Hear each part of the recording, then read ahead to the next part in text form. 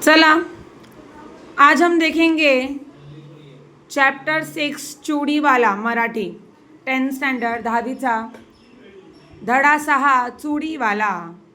जयश्री रुईकर 19 ते 39 दिख रहा है ना आपको?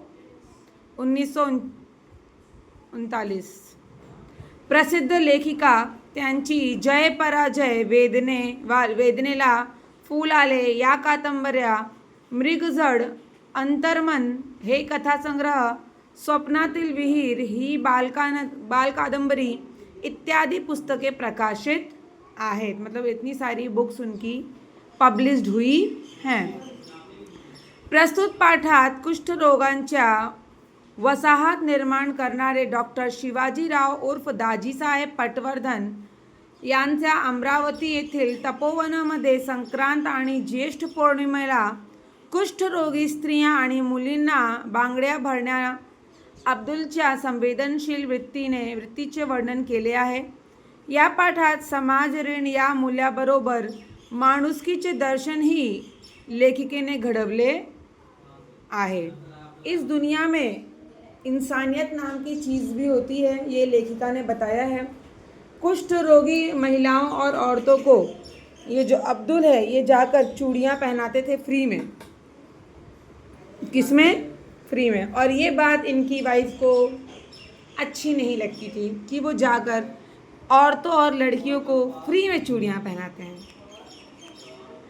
अब्बा जान, आज मत जाओ ना तपोवन को। क्यों बेटे? जाने दे अनवर, काही बोलून फायदा आहे का? आजचा दिवस म्हणजे तर त्यांच्यासाठी परवडीच। एवढा काय आहे त्या तपोवनात, कोण जाणे? जाने दो अनवर, आज का दिन तो उनके लिए फेस्टिवल के जैसा है, त्योहार। पता नहीं क्या मिलता है इनको तपोवन में जाके, कौन जाने। अब्दुलची बायको सन्नू नाराजगीच्या सुरात आपल्या मुलाची समजूत काढत म्हणाली। ये कौन बोल रही थी? अब्दुल की बायको। बायको म्हणजे कौन? वाइफ, जिसका नाम था सन्नू। और वो गुस्से में अपने हस्बैंड को इस तरह से ताने कस रही थी, टॉन्ट मार रही थी। फिर हस्बैंड बोलते हैं, मी लवकर येईन बेटा। आपल्या वडिलांचे हे बोलणे ऐकून अनवर खेळायला निघून गेला। मैं जल्दी आऊँगा बेटा। जब उनके बच्चे ने ये सुना अनवर ने, तो वो खेलने के लिए चला गया। आज संक्रांत, त्यात मंगळवार। कितीतरी बायका बांगड्या भरायला आणि देवीच्या दर्शनाला येतील आणि आपलं दुकान बंद। रघुभैयाचा धंदा तेजीत चालणार। आज आणि उद्या लगेच नवीन वस्तू येईल रघुभैयाच्या घरात आणि तुम्ही जाऊन बसा त्या तपोवनात। आज एक तो मंगलवार है और संक्रांत है। कितनी सारी औरतें मंदिर में दर्शन करने जाती हैं, चूड़ियाँ पहनने आती हैं, और आज ही के दिन हमारी दुकान बंद रहेगी। रघु भैया की दुकान तेज़ी से चलेगी, धंधा अच्छा होगा उनका, फिर कल नए माल भरेंगे, कल भी मस्त बिकेगा। और आपको क्या मिलता है तपोवन जाके वहाँ बैठोगे तपोवन में, अपना दुकान बंद करके, धंधा पानी बंदा करके। शन्नू चुप बैठ अभी। क्या बोलता है? चुप बैठ। एका हातात बांगड्यांची पेटी आणि एका हातात पिशवी घेऊन अब्दुलने पायात चपला सरकवला। हे बघा, रस्त्यानं कोणी भेटलं तर सांगू नका तपोवनात जातो म्हणून। धंद्यावर परिणाम होतो त्याचा, समजलं? अब जा ही रहे हो, रास्ते में कोई मिलेगा तो ये मत बोल देना कि तपोवन जा रहा हूँ, वरना धंधे पे उसका असर पड़ता है कि अरे दुकान तो बंद रहेगी। आप नहीं हो तो क्या हुआ, मैं चालू कर दूँगी भाई, कुछ ना कुछ तो आएगा। करेक्ट?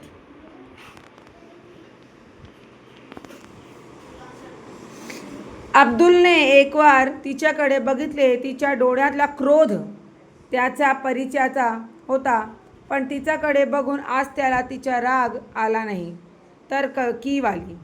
उसके ऊपर तो गुस्सा नहीं आ रही थी। किसको? रघु। अब्दुल। यस। अब्दुल बस स्टॉपवर आला। अनेक ठिकाणी उसवलेल्या स्वेटरमधून थंडी चांगलीच जाणवत होती। बस आली। बांगड्याची पेटी आणि पिशवी सांभाळत अब्दुल बसामध्ये चढला। अगदी खिडकीजवळ बसला, पेटी अलगद उचलून त्याने आपल्या मांडीवर ठेवली. गर्दीत कुणाचा धक्का लागला तर लाल, हिरव्या, निळ्या रंगबिरंगी बांगड्याच्या मोठ्या कौतुकाने त्याने बघितले. बस सुरू होताच थंडगार वाऱ्याची झोत अधिकच त्रासदायक वाटू लागला. अब्दुलने मफलर कानाला घट्ट लपेटून घेतला. अब वो बस में चढ़ गया. सोचा कि अपना चूड़ी संभाल के अपने गोद में रख लिया, वो पेटी पूरा उठा के, अने तो धक्का लगता तो पूरा टूट कर चूर चूर हो जाती. और जैसे ही ठंडी का मौसम रहता है, संक्रांत मतलब ठंडी, जनवरी का महीना, और अचानक से ठंडी जैसे ही बस स्टार्ट हुई तो एकदम सरसरा के हवा चली और ठंडी बढ़ गई. तो उसने मफलर निकाला और कान में एकदम टाइट बांध लिया. उसके बाद अब वो जा रहा है धीरे धीरे. अब्दुल ने जिल्हाधिकारी कचेरीजवळ पाऊड. बस रिकामी झाली. तपोवनाकडे कोण जातोय कशाला. कचेरी मतलब जहाँ पे कोर्ट रहता है वहीं पे पूरी बस खाली हो गई. तपोवन तक जाता ही कौन है, वहाँ कौन रहता है किसका. वहाँ तो सारे जो बीमार औरतें और बच्चियाँ हैं वो लोग रहती हैं, तो वहाँ तक कोई जाता नहीं था. जेमतेम 5-6 उतारू राहिले. सिर्फ 5-6 लोग बस में बचे हुए थे. तपोवनाचा त्या गोलाकार कमानीकडे अब्दुलचे लक्ष गेले. गेल्या 6 महिन्यात केवढी फुलली आहे तिच्यावरती वेल. मागे आलो तेव्हा जेमतेम हातभर होती. अब्दुल गेटजवळ आला आणि लहान लहान मुलींनी एकदम गलका करायला सुरुवात केली. चूड़ीवाला आला, चूड़ीवाला आला. ऐसा सब बच्ची लोग छोटी छोटी चिल्लाने लगी. कौन आया? चूड़ीवाला आला, चूड़ीवाला आला. आंब्याच्या झाडाखाली असलेल्या चौथऱ्यावर अब्दुल बसला आणि क्षणात सारा कामधंदा सोडून स्त्रियांची गर्दी अब्दुलच्या आजूबाजूला जमली. सारी औरतें अपना काम धाम छोड़कर अब्दुल के आजू बाजू आकर बैठ गई. चूड़ी पहनने के लिए गर्दी लगा ली. त्या लाल रंगाच्या मला, त्या हिरवा मला. चूड़ीवाला माझ्यासाठी आरसा आणला. मागच्या वेळी मी सांगितले होते ना, वो लाल चूड़ी मुझे, वो हरी चूड़ी मुझे. तूने मेरे लिए शीशा लाया का? शीशा. मैंने पिछली बार बोला था आरसा लेकर आना, शीशा. ऐसे सब लोग उससे बातचीत करने लगे और पूछने लगे. अब्दुलच्या आजूबाजूला गर्दीच गर्दी झाली आणि गोंधळ सुरू झाला.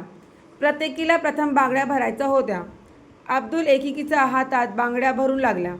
त्या हव्या तशा त्यांच्या मनपसंद, जैसा जिसको चाहिए था उनके मनपसंद के हिसाब से वो सबको बांगडी पहनाने लगा. प्रत्येकीला त्यांना बांगड्या भरणे म्हणजे एक दिव्यच, पण अब्दुलला ती कला साधली होती. बांगड्या भरल्यानंतर त्यांच्या चेहऱ्यावर आनंद अब्दुल्ला लाख मोलाचा वाटे.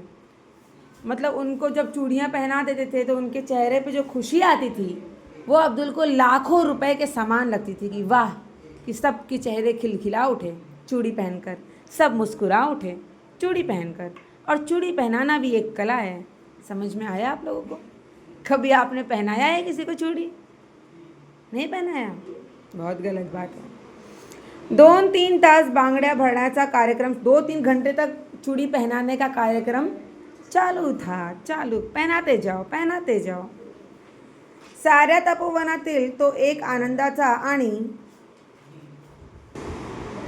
चैतन्याचा दिवस. आवाज, गडबड, गोंधळ, चेहऱ्यावर आनंद आणि हे सारे वातावरण निर्माण करणारा चूड़ीवाला अब्दुल म्हणजे तपोवनातील स्त्रियांना, मुलींना अगदी देवदूतासारखा वाटे. वो चूड़ीवाला ही इतना अच्छा इंसान था कि पूरे तपोवन में वो खुशी का माहौल भर देता था. और बच्चियों के लिए, औरतों के लिए वो एक देव के समान था. भगवान का भेजा हुआ अवतार था. वर्षातून 2दा संक्रांतीला आणि ज्येष्ठ पौर्णिमाला तपोवनातील स्त्रिया चूड़ीवाल्याचा आतुरतेने वाट पाहत आणि अब्दुल्लाही तो आनंद बघून विलक्षण समाधान लाभे. साल में 2 बार, एक संक्रांति और एक पूर्णिमा के दिन वो आता था, सबको चूड़ी पहनाता था और फिर चला जाता था. और सब लोग उसका इंतज़ार करते थे चूड़ी पहनने के लिए. कब आएंगे अब्दुल भैया. असेच काही दिवस गेले. ऐसा ही कुछ दिन गया. एक दिवस रघु भैया आला. त्याच्या हाती पोस्टमॅनने दिलेले पत्र होते. अब्दुल मियाँ तपोवन से चिट्ठी आई है आपको? क्या बोले? अब्दुल मियाँ तपोवन से दिखाओ दिखाओ.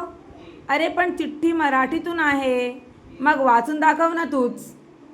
मराठी में है तो तू ही पढ़ के दिखा दे भाई. मुझे तो पढ़ने नहीं आती मराठी, कम से कम तू पढ़ ले. लेकिन आप सभी को मराठी सीखनी चाहिए, इसलिए नहीं कि ज़रूरी बहुत है, लेकिन आप समझो अगर हर भाषा में थोड़ी बहुत तो आनी ही चाहिए. करेक्ट ना? हिंदी तो हमारी मातृभाषा हमें आती ही है, बट मराठी इसलिए भी आनी चाहिए. हम कहीं जाएंगे, अब कोई महाराष्ट्रियन है, अब उसको हिंदी आती ही नहीं होगी तो आपसे वो कैसे बात करेगा? राइट ना? तो आपको भी थोड़ी बहुत मराठी आनी, क्योंकि महाराष्ट्रियन लोगों को हिंदी आती ही है, थोड़ी बहुत तो आती ही समझ में. तो आपको भी थोड़ी बहुत मराठी आनी चाहिए, जिससे आप अपना काम तो चला सको. कम से कम काम चलाओ तो आना ही चाहिए सब चीज़. अगर कोई कन्नड़ है, आपको नहीं आता, समझ में आता, चलो कन्नड़ है, कन्नड़ भाषा नहीं आती. मराठी आप महाराष्ट्र में रहते तो थोड़ा बहुत तो मराठी सीखना बनता ही है कि नहीं?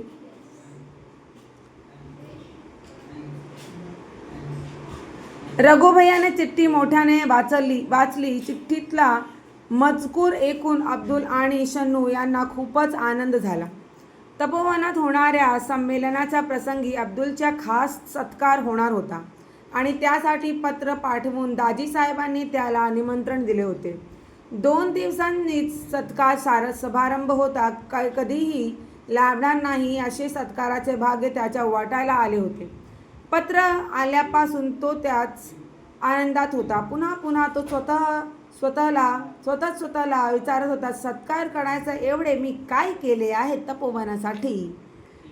तपोवन से दादी साहब का चिट्ठी आया था कि भाई आप आइए, 2 दिन के बाद आपका सत्कार किया जाएगा. आप फ्री में आके हमारे यहाँ पे औरतों और बच्चियों को चूड़ियाँ पहनाते हैं, हर साल 2 बार आते हैं अपना नुकसान करके, तो आपका सत्कार होना तो बनता है. और अब्दुल बार बार सोच रहा था कि मैंने ऐसा क्या कारनामा किया जिससे मेरा सत्कार होना चाहिए. उसको समझ नहीं आ रहा था. करेक्ट? अब्दुल तपोवनात आला तेव्हा कार्यक्रम सुरू झाला. अब्दुल आया तो प्रोग्राम शुरू. स्टेजच्या समोर, स्टेज के सामने बाजूला मांडलेल्या खुर्च्यांवर काही निमंत्रित पाहुणे मंडळी बसली होती. और भी गेस्ट बैठे हुए थे. अब्दुलला त्यांच्याबरोबर बसायला संकोच वाटला. उसको संकोच लग रहा था. तो तसाच उभा राहिला. वो वैसे ही खड़े रहा. तेवढ्यात निमंत्रित पाहुणे खुद दाजी साहेबांनी त्याला बोलवून जवळच्या खुर्चीवर बसायला लावले. अपने बाजू की चेयर में उन्होंने बिठाया. किसने? दाजीबा साहेब. सत्कार समारंभाच्या कार्यक्रमाला सुरुवात झाली. सुरुवातीचा अध्यक्षांचे स्वागत वगैरे औपचारिक झाल्यावर दाजीसाहेबांनी बोलायला सुरुवात केली. अब्दुल बघतच राहिला. 84 वर्षाचा वृद्ध आठपणा, उंच सडसडीत देहयष्टी, तेजपुंज चेहरा, गौरवर्ण, पांढरे स्वच्छ धोतर, त्यावर बंद गड्याचा कोट आणि डोक्याला केशरी फेटा. या वयातही आवाजातला खणखणीतपणा आणि बोलण्यातली ऐट यामुळे अब्दुल भरावून बघत राहिला. दाजी साहेब बोलत होते. इतने एजेड कितने एजेड? 84, मतलब 80 और 4, 84 ईयर्स के होके भी एकदम हट्टे कट्टे, लंबे चौड़े, फेटा मारे हुए, सफ़ेद कपड़ा, कोट पहने हुए, गला बंद, आवाज़ ऊंची. ओह क्या बात है! देखकर तो देखते रह गए अब्दुल जी.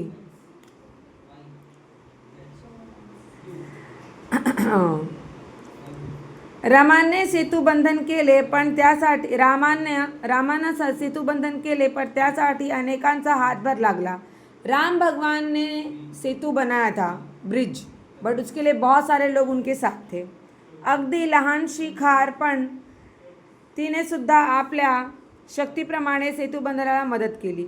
तशीच मदत या तपोवनासाठी देणाऱ्या काही व्यक्ती आम्हाला सुदैवाने लाभायला आहेत. संक्रांती आणि ज्येष्ठ पौर्णिमेला बांगड्या भरण्याचा प्रस्ताव जेव्हा समोर आला होता तेव्हा अनेक बांगडीवाल्यांना भेटून इथं येण्याबद्दल विनंती केली, पण कुणीही माझ्या विनंतीला स्वीकार केला नाही. अब्दुल मियांनी मात्र स्वतःहून इथं येण्याचं आश्वासन दिलं आणि दरवर्षी न चुकता अब्दुल मियां इथं येतात. जब यहाँ पे इस तरह की बात हुई थी कि हर साल 2 बार कम से कम, भले ही ये लोग बीमार हैं, अकेले रहते हैं तपोवन में, इन लोगों को भी तो कुछ अच्छा चाहिए, तो साल में 2 बार कोई बांगड़ी वाला आएगा और इन लोगों को बांगड़ियाँ पहनाएगा। तो सारे बांगड़ी वाले से मैंने बात की लेकिन कोई भी तैयार, एक अब्दुल मियाँ थे जो हर साल तैयार भी हुए और हर साल ना भूल कर, कभी भूले नहीं, वो बराबर दोनों दिन पहुंच जाते थे बांगडी पहनाने के लिए। येथील भगिनींच्या जीवनात आनंदाच्या वर्षा करतात। वर्षातले 2 दिवस तपोवनात अतिशय आनंदाचे आणि उत्साहाचे असतात।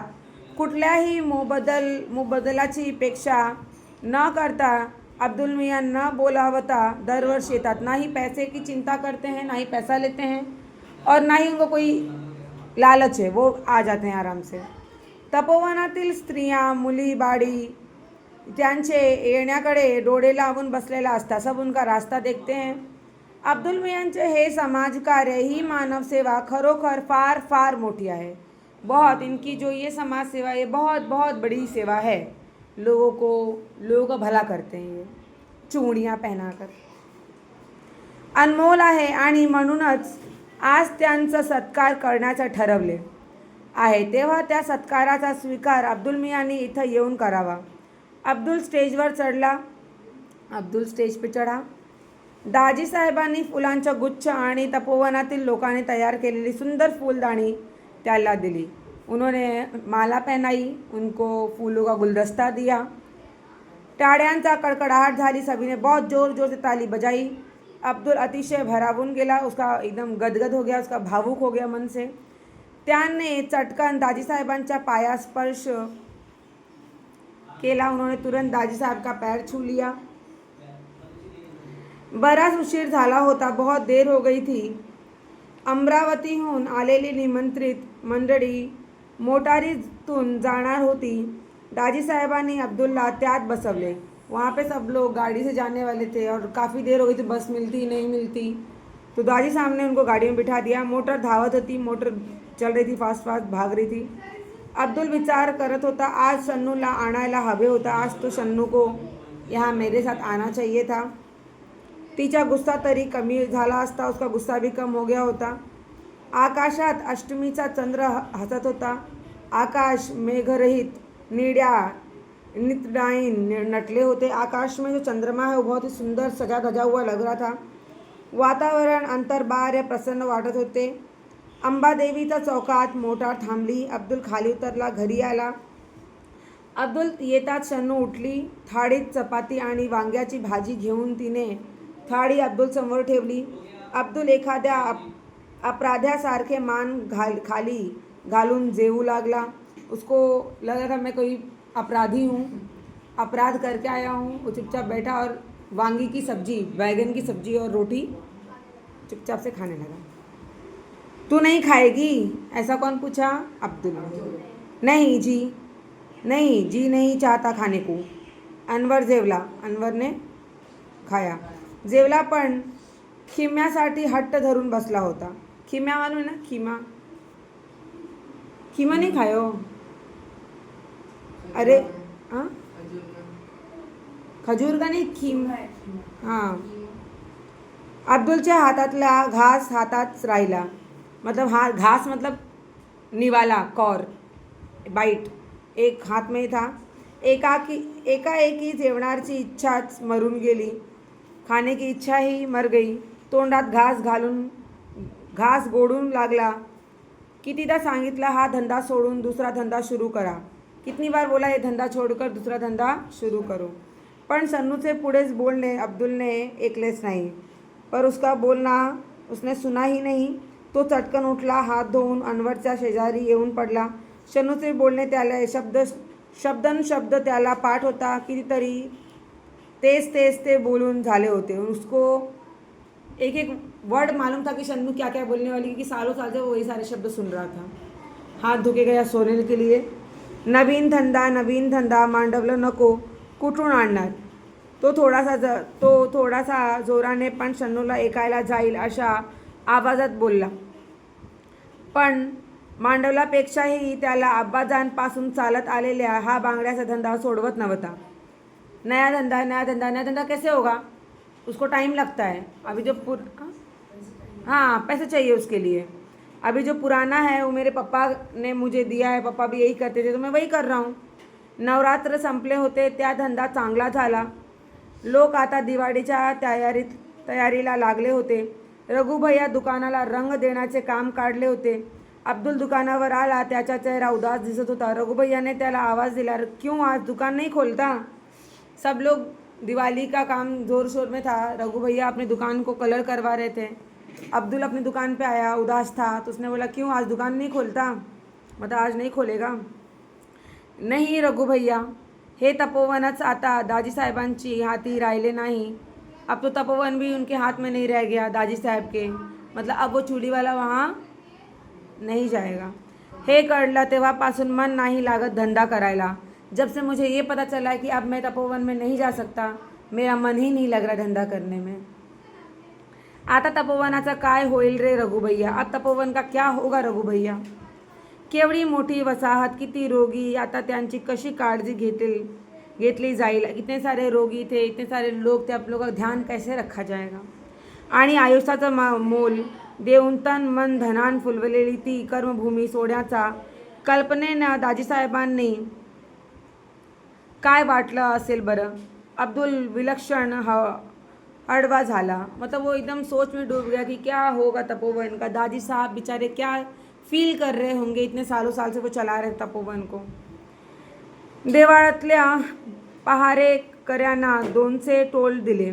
शन्नू घोरत होती, अनवर गाढ झोपला होता। अब्दुल उठला, अगदी हलकेच कोपऱ्यात बांगड्याच्या पेटीवर ठेवलेल्या पिशवीतील एक एक वस्तू बाहेर काढून लागला।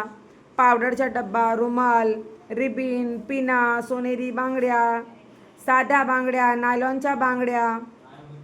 संक्रांतीला हे सारे तपोवनात नेणार होता। संक्रांति पे सब लेके जाने वाला था। तिथे चुडीवाला म्हणून स्त्रिया मुडीबाडी धावत धावत तिच्याजवळ जमणार होत्या। वो लोग भाग भाग के आते थे, उसके पास जमा हो जाते थे। काही काळ तरी सारे विसरून हसणार होत्या आणि त्यांचे हसू बघून अब्दुल मनोमन सुखवणार होता। पण आता उन लोग की हंसी देख के अब्दुल भी खुश रहता था, लेकिन अब क्या, आता सारे संपले होते, अब सब खत्म हो गया था। स्वतःसाठी सारे जगतात, खुद के लिए तो सभी जीते हैं, पण दुसऱ्यासाठी जगण्याला आनंद, दूसरे के लिए जीने का आनंद ही अलग है। त्या आनंदाचे सुख वर्षातून फक्त दोनदाच अब्दुल अनुभवायचा। इस सुख को पूरे साल में 2 ही बार अनुभव कर पाता था अब्दुल। अब क्या होगा, अब कुछ नहीं हो सकता। आता तेही मिळणार नव्हते, अब तो वो भी नहीं मिलेगा। एखाद्या वस्त्राचा एकाकी रंग उडून जावा तशी त्याची जीवन इच्छा एकाकी उडून गेली। जैसे इंसान कपड़े का रंग उड़ जाता है, वैसे ही अब्दुल के जीवन का भी रंग। त्या साऱ्या वस्तूंकडे बघता बघता अब्दुल डोळे पाण्याने काठोकाठ भरून आले।